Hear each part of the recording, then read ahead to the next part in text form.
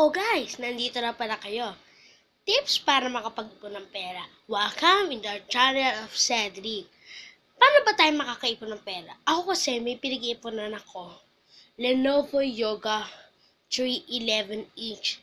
Kaso nga lang, nasa 21,995 siya. Sa Lazada ko bibilin. Paano ba tayo makapag-ipon ng pera? Tips number 1. Huwag gastusin ang pera kung hindi naman talaga kinakailangan. Ba't mo pa gagastusin ng pera? Ayun lang, oo. Instax camera, may nakita ka, ang ganda. Pero may binibili kang laptop. Isipin mo na kung ano talaga bilhin, tapos tsaka niya pag-isipan.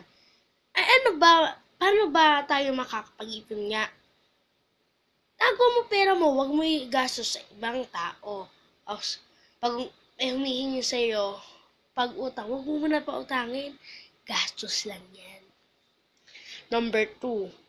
Huwag ka bumili ng pagkain kung hindi naman kinakailangan. Tandaan mo yan, ha? Gutom ka na naman.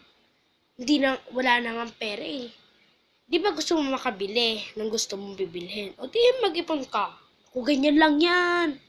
Ako naman. Tips para mag-ipon ng pera nga, di ba? Number 3. Mag-ipon sa eskwela. Mag-ipon tayo sa eskwela. Mag-ipon. Paano nga ba tayo magkakaipon sa eskwela? Huwag mo gastos yung pera mo kung hindi naman kinakailangan. Kung busog ka na, huwag mo na bibili, okay? Bibili-bili ka. Bibili-bili ka. Hindi mo naman kinakailangan. Gusto mo na fashion lang dyan. Huwag ka na okay?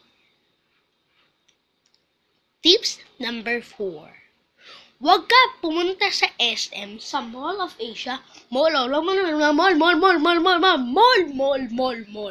Wala naman bibilang. Shopping. Gusto ko yun. Oh, Diyos ko, die. Naku naman. Ang dami mo nang pinili. Tambakan na. Sapatos pa yung bibili niya. Sa tambakan na. Lahat ng kwarto. Lahat. Yan. Dyan. Sapatos. Ayun pa yung bibilin mo. The last tips number 5.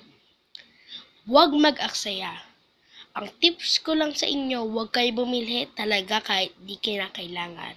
Emergency. Huwag ka lalabas ang bahay para hindi ka mag-disgrasya. Gastos pera. Di ka gastos pag wala kang pera, mama mo. Diyos ko, day. Ito lang sasabihin ko sa inyo, ha.